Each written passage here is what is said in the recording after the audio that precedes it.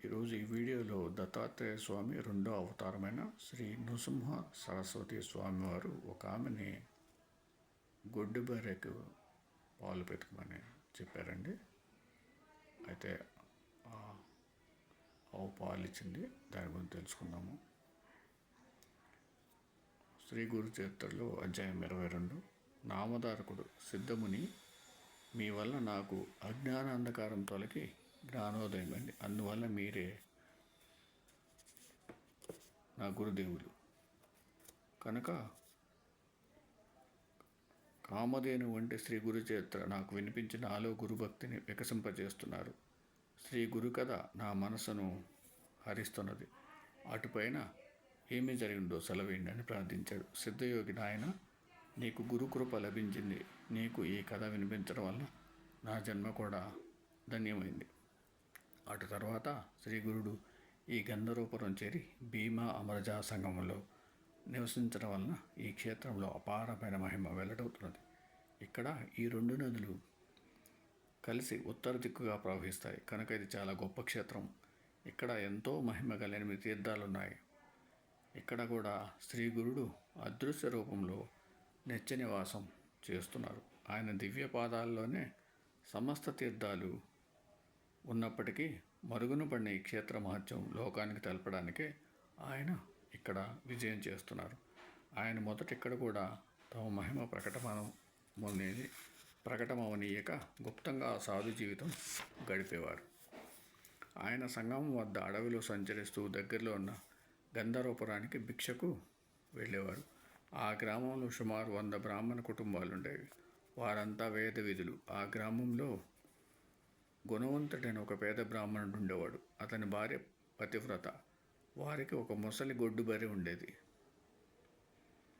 గ్రామంలోని రైతులు దాన్ని మట్టి, ఇసుక మొదలుగున మోయించుకోవడానికి అద్దెకి తీసుకెళ్తుండేవారు. అతడు యాయావరంతోనూ గేదెపై వచ్చు బాడుగులతోనూ జీవనం సాగిస్తుండేవారు. శ్రీ నృసింహ సరస్వతి స్వామి తరచూ వీరింటికి భిక్షకు వెళ్ళేవారు. అది చూసి కొందరు గ్రామంలో శ్రోత్రియులము శ్రీమంతులమైన బ్రాహ్మణులం ఎంతమంది ఉండగా ఈ సన్యాసి మన ఇండ్లకు భిక్షకు రాకుండా ఆ దరిద్ర బ్రాహ్మణుని ఇంటికే వెళ్ళాలా? అక్కడ ఆయనకి ఏమి దొరుకుతుంది అని విమర్శిస్తుండేవారు. కానీ శ్రీకృష్ణుడు కూడా దుర్యోధను వంటి రాజుల భవనాలకు వెళ్ళగా పేదవాడైన విదురుని ఇంటికి వెళ్ళాడు. భగవంతునికి సత్వగుణమందే ప్రీతి కానీ ధనమదంలో చిక్కిన వారితో ఆయనకేమి పని? ఆయన అనుగ్రహిస్తే క్షణంలో దరిద్రునికి కూడా సామ్రాజ్యం అనుగ్రహించగలదు. ఆ విషయంలో ఆయన మహిమ ముందు బ్రహ్మలిపి కూడా మారవలసిందే. ఒక వైశాఖ మాసంలో ఒక మధ్యాహ్నం టెండ నిప్పులు జరుగుతున్న సమయంలో శ్రీగురుడు వారింటికి భిక్షకు వెళ్ళారు. ఆనాడు గ్రామంలో ఎవరు ఆ గేదెను బాడుగకు తోలుకుపోలేదు. ఆ బ్రాహ్మణుడు భిక్ష కోసం గ్రామంలోకి వెళ్ళాడు. శ్రీగురుడు వాకిట్లో నిలిచి భవతీ భిక్షాందేహి అన్నారు. ఆ ఇల్లాలు నమస్కరించి, స్వామి, యజమాని యాయావారానికై గ్రామంలోకి వెళ్ళారు. వారు వచ్చే సమయమైంది. కోపగించక దయతో కొద్దిసేపు మీరు ఆసనం మీద కూర్చోండి అని పీట వేసింది. శ్రీగురుడు పీటపై కూర్చొని చిరునవ్వుతో, నీ భర్త వచ్చేదాకా ఆగడానికి సమయం లేదు. మాకు భిక్షే ఇవ్వనవసరం లేదు. మీ ముంగిట ఉన్న బర్రెపాలు కొంచెం ఇచ్చినా చాలు అన్నారు. అప్పుడు ఆమె, స్వామి, ఇది గొడ్డు బర్రె. ఒక్కసారైనా కట్టను లేదు, ఈనను లేదు. ఇప్పుడు ఇదెంతో ముసలిది. పళ్ళు కూడా ఊడిపోతున్నాయి. దీన్ని బరువులు మోయడానికి ఉపయోగించుకుంటామన్నది. శ్రీగురుడు అదేమి పట్టించుకోకుండా, ఎందుకు ఈ వట్టి మాటలు? అయినా పాలు పితుకు చూస్తాము అన్నారు. ఆయన స్వయంగా చూస్తే వాస్తవం తెలుస్తుందని తలిచి ఆమె పాత్ర తెచ్చి పితకన ఆరంభించింది. ఆశ్చర్యం! ఆ గొడ్డు బర్రె 2 పాత్రల నిండుగా పాలు ఇచ్చింది. ఆ ఇల్లాలు ఆశ్చర్యపడి ఆ యతీశ్వరుడు సాక్షాత్తు పరమేశ్వరుడేనని తెలుసుకున్నది. వెంటనే ఆమె పాలు కాచి స్వామికి సమర్పించింది.